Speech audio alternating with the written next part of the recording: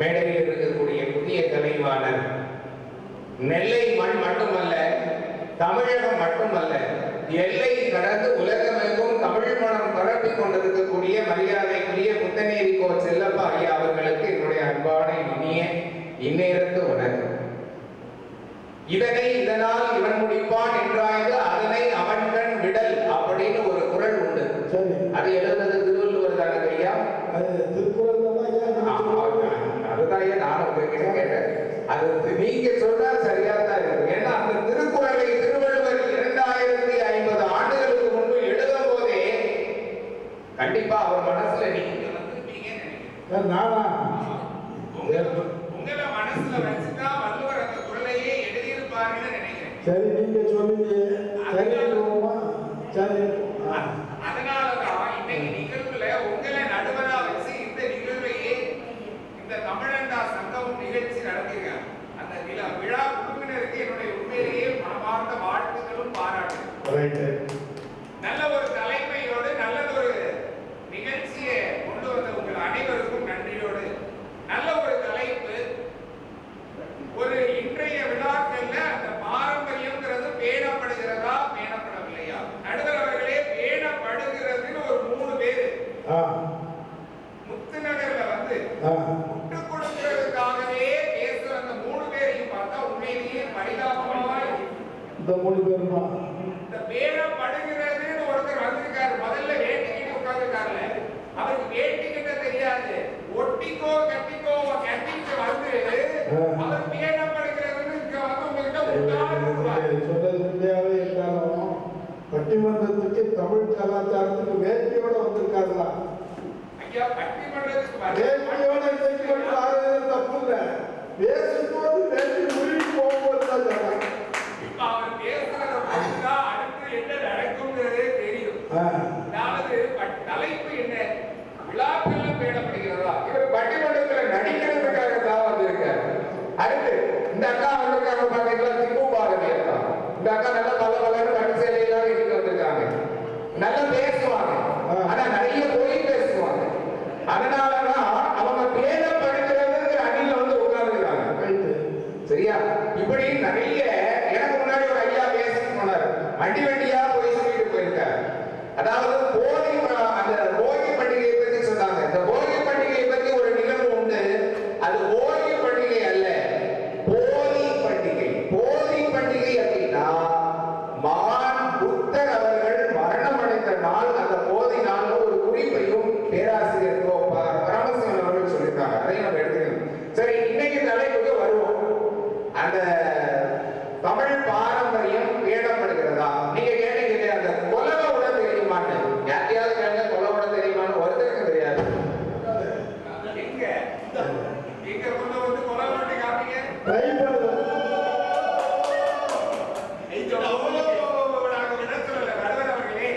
பாரம்பரியத்தை பின்பற்றுறது அப்படின்னா அதை முற்று முழுதுமா பின்பற்றுறதுதான் நம்மளுடைய பாரம்பரியத்தை பின்பற்றுறது.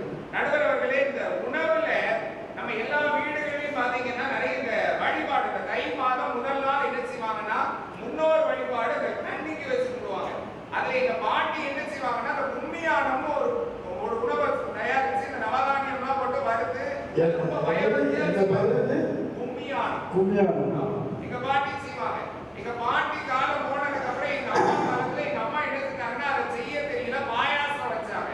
இப்ப என் பொண்டாட்டி கேசரி ஆடு போட்டுட்டுமா அதை வச்சு சாமி கும்பிடுமே. அப்பவும் கேசரி கிண்டாவான்னு கேட்கல, ஆடு போட்டுறவா. இதுல எங்க நடுவரவர்களே இவங்க கேசரி செஞ்சு நம்ம சாப்பிடுறதோட ஆடை கொடுத்து வர கேசரி எவ்வளவோ சுமாரா இருக்கும். ஐயாவுக்கு இதுல நிறைய அனுபவம். சரியா?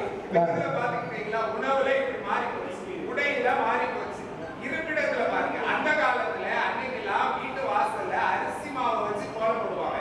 இப்ப யாருக்காவது கோலம் போட தெரியுங்கிறீங்க? எல்லாம் ஸ்டிக்கரை வாங்கி ஒட்டியாச்சு. ஸ்டிக்கர் ஒட்டுறது அதுக்கு முன்னாடி கூட இடப்பட்ட காலத்துல என்ன செஞ்சாங்கன்னா பெயிண்ட்ல கோலம் போட்டாங்க. சரி, அதாவது ஒரு வருஷத்துக்கு ஒரு 2 நாள் 3 நாளாவது போடுவாங்களே நினைக்கலாம். இப்ப ஸ்டிக்கர் தான் வாங்கி ஒட்டிட்டு இந்த கலர் பிடிக்கலன்னா கிழிச்சிட்டு வேற ஒண்ணு ஒட்டிக்கலாம். அப்போ இந்த குனிஞ்சு வேலை போடுறதுக்கு பயந்துக்கிட்டு இவங்க யாரும் கோலம் போடுறதையே விட்டாச்சு.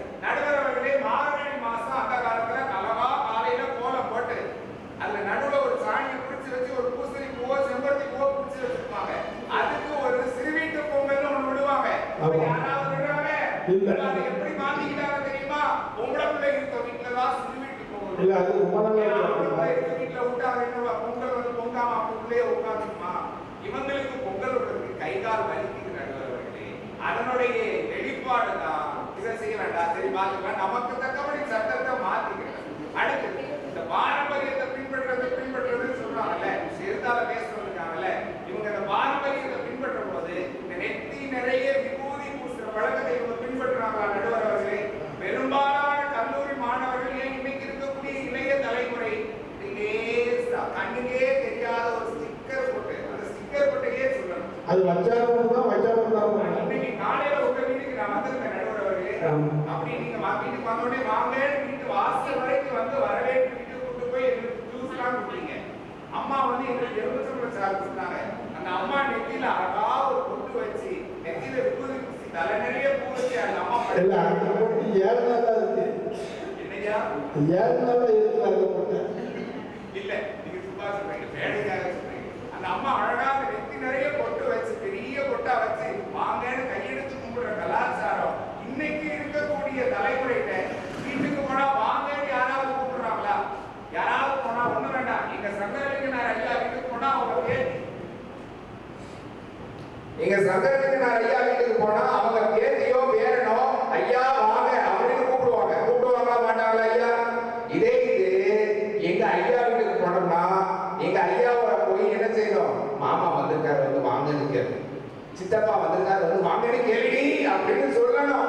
அதுக்கப்புறம் தான் வந்து ஓ இதுதான் சித்தப்பாவா வாங்க, அதையும் சொல்லுவார். வாங்கன்னு கேளு, நல்லா இருக்கீங்களான்னு கேளு, எப்படி இருக்கீங்கன்னு கேளுன்னு சொல்லுவார். அந்த பிள்ளை வந்து எப்படி கேட்கும் தெரியுமா? அது எங்க திமுக அக்கா பொண்ணு, அது எப்படி கேட்கும் தெரியுமா? வாங்க எப்படி நல்லா இருக்கீங்க, எப்படி இருக்கும் பாருங்க. வாங்க எப்படி நல்லா இருக்கீங்க. அந்த வீட்டுக்கு மறுபடியும் கோபத்தோட கலாச்சாரத்தை நாம பின்பற்றது. சரி இதெல்லாம் இருக்கட்டும். இந்த காலனி அணிகிறதுன்னு ஒண்ணு உண்டு. இதுல யாராவது நம்ம கலாச்சாரத்தை பின்பற்றுறோமா? அந்த காலனியோட முன்பாகம் தரையோட இருக்கு, பின்பாகத்துக்கு ஒருத்தர் செஞ்சதுக்கு நட்டமா நிப்பாட்டி வச்ச மாதிரி இருக்கு. யாருமே இப்படி நேரா நடக்கிறதுல உன்னிக்கிட்டுதான் நடக்காங்க. கேட்டா அது ஒரு இப்ப உள்ள ஃபேஷன். சரி புடவை கட்டுவாங்க. எங்க பாட்டிமாரா வீட்டு காலத்துல எல்லாம் பாத்தீங்கன்னா அந்த பட்டு சேலை கட்டுறதும் சாதாரண நூல் சேலை கட்டுறதும் அவ்வளவு அழகா இருக்கும். இன்னைக்கு பாத்தீங்கன்னா கல்லுகள்லாம் வச்சு நடுவரவர்களே, பெண்கள் அந்த காலத்துல 3000 ரூபாய்க்கு புடவை எடுத்து 300 ரூபாய்க்கு ஜாக்கெட் தைச்சாங்க. இந்த காலத்துல 300 ரூபாய்க்கு புடவை எடுத்து 30,000 ரூபாய்க்கு ஜாக்கெட் தைக்கிறாங்க. கேட்டா ஆரி ஒர்க்கு, குந்தன் ஒர்க்கு, என்னென்னே தெரியல, கல்லுகள்லாம் வச்சு இப்படி செலவழித்து விட்டுட்டு தான் இந்த பண்டிகைகளை கொண்டாடுறாங்களே தவிர, இன்னும் ரொம்ப முக்கியமா என்ன தெரியுமா? இந்த கலாச்சாரங்கள் பண்பாடுகள் நீங்க விழாக்கள்ல, பண்டைய விழாக்கள்ல, நம்ம தமிழர்கள் விழாக்கள்ல எதுக்கு கொண்டாடுறோம் அப்படின்னா செல்ஃபி எடுக்க, ஸ்டேட்டஸ் வைக்க, அவ்வளவுதான் நடுவர் அவர்களே. ஏன் தெரியுமா? தீபாவளி அன்னைக்கு ட்ரெஸ் போட்டு செல்ஃபி எடுத்து 10 பேருக்கு அனுப்பணும். பொங்கல் அன்னைக்கு போட்டோ எடுத்து அது ஸ்டேட்டஸ் வைக்கணும், அவ்வளவுதான். அதுவும் இன்னைக்கு இருக்கக்கூடிய இளைய தலைமுறைக்கு பானையில பொங்கல் வைக்கிறதெல்லாம் கிடையாது, எல்லாம் குக்கருக்கு மாறிட்டாங்க. உங்களுக்கே தெரியும். ஆனா யாராவது சென்னை போன்ற பெருநகரங்கள்ல ரோட்ல விறகு வச்சு வேணா ஓலை வச்சு பொங்கல் விடுவாங்க. நீங்க கேமராக்காரனே பல இடத்துல போய் போட்டோ எடுத்துருப்பீங்க. நீங்க சென்னைக்குள்ள போனா பாத்துருக்கீங்களானே? யாராவது ஓலை வச்சு பொங்கல் விடுறாங்களா? பாத்தீங்களா? எல்லாம் கேஸ் சிலிண்டர் வச்சு சுத்தமா குறைஞ்சு போச்சு. அப்போ இவங்க யாருமே பாரம்பரியத்தை பின்பற்றல. நடுவர்களே, பாரம்பரியமா எங்க நடுவர் வந்திருக்க எல்லாருக்கும் ஒரு கருத்து சொல்லணும். எங்க நடுவர் ஐயா ரொம்ப பாரம்பரியமான குடும்பம். எங்க ஐயா வீட்டுல எப்போதும் பொங்கலுக்கு ஒரு பானை வச்சு பொங்கல் விட மாட்டாங்க. எத்தனை பானையா வச்சு பொங்கல் விடுவாங்க? 3 பானை. இப்போ 3 கிண்ணத்துக்கு வந்துருச்சு. அது ஒரு கிண்ண அளவுக்கு கூட போகுது. நிறைய வீடுகள்ல குறுகி போச்சு. அந்த காலத்துல எங்க பாட்டி வாங்கின பானை, எங்க பாட்டியோட கொடுத்த அந்த தவளை பானை, எங்க பாட்டி கொடுத்த கரண்டி, இப்படி எல்லாம் சொல்லி அந்த பாரம்பரியத்தை பண்பாட்டை அந்த பானை பொருட்கள்ல கூட ரொம்ப பார்த்து ராசியான பானை, வர்க்கத்தான பானை, எங்க முன்னோர்கள் கொடுத்த பானைன்னு அந்த பானையை கிண்டும் போது கூட அந்த முன்னோர்களுடைய ஆசை அதுல கிடைக்கும். இன்னைக்கு எல்லாம் அமேசான்லயும் ஸ்விக்கிலையும் ஆர்டரா நடுவர்களே பொங்கலே வருது. ஆக மொத்தத்துல இன்றைக்கு கலாச்சாரம் பண்பாடு எல்லாம் பேணப்படுகிறதா அப்படின்னு கேட்டா அது போட்டோ எடுக்காகவும் பேரளவுக்கு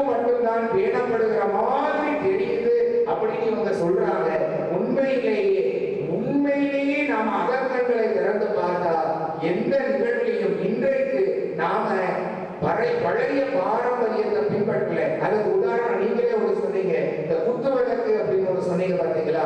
இப்போ அந்த காலத்துல அந்த சாயங்காலம் ஆனா குத்து விளக்கு ஏற்றுவாங்க. இப்போ ஒரு சுவிட்சை போடுறாங்க. அந்த சுவிட்சை போட்டாச்சுன்னா அந்த குத்து விளக்கு எரியும். சுவிட்சை ஆஃப் பண்ணியாச்சுன்னா குத்து விளக்கு அணைஞ்சிருக்கு. இப்படித்தான் நடுவர் அவர்களே வச்சிருக்காங்க. அதுல எங்க ஐயா இப்போ ஒரு வார்த்தை சொன்னாரு, குத்து விளக்க அணைச்சிருன்னு யாரும் சொல்ல மாட்டாங்க, வசதிரு குளிர வச்சிருன்னு சொல்லுவாங்க.